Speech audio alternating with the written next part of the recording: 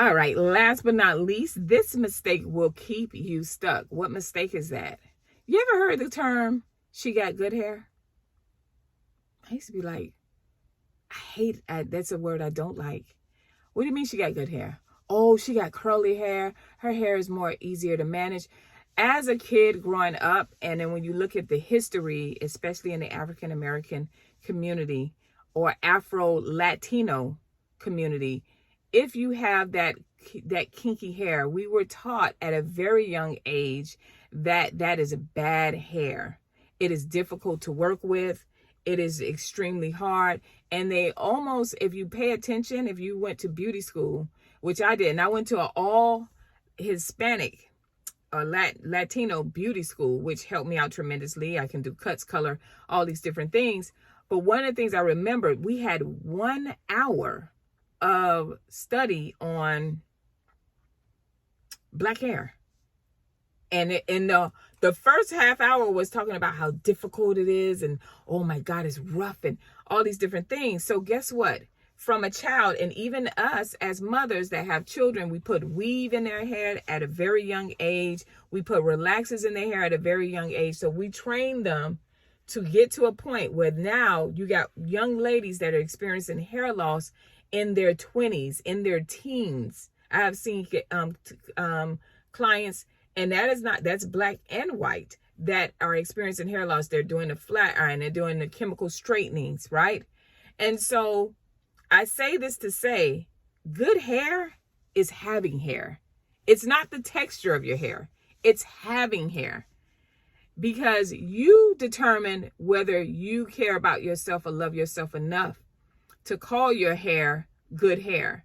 If you don't value your hair, which we see a lot of, you'll continue to throw hair extensions. You'll continue to throw hair weaves for weeks at a time. You'll continue to do things where you never have to show off or take care of your hair. That lets us know you think you have bad hair. That, to me, is very telling. It tells us in society that you don't value your hair. You're not grateful for what God has blessed you with.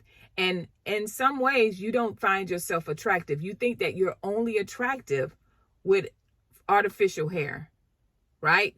You don't find yourself attractive. And I have seen it. I myself went through it. I was like, oh my God, I feel bald. I feel, because it's an addiction. You change your name. You're like, oh my God, I got my new wig on. It's such and such, right?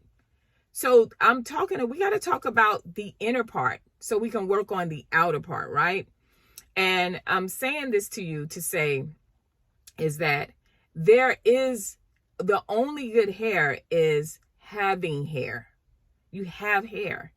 And whether it's more coarse or you have other races that deal with their hair is too fine. Fine hair, you can't curl. It stays straight. Or you have the curly hair that has fine hair and they have to keep it curly because if they do it straight, it's too thin, right? Or you have the gray hair. You don't want the gray hair, so you want to color your hair. So is that bad hair? So we have to get into a place where we define what is good hair. And to me, good hair is having hair. And if you enjoy these videos, go ahead and hit the follow button, share, invite others. And if you're a new mommy that's going through postpartum hair loss and going through maybe an underlying issue that you don't realize, go ahead and hit the follow button. There's a no-cost information that I have for you that will help you maneuver and answer the questions that you need. All right, ladies? See you next video. Bye.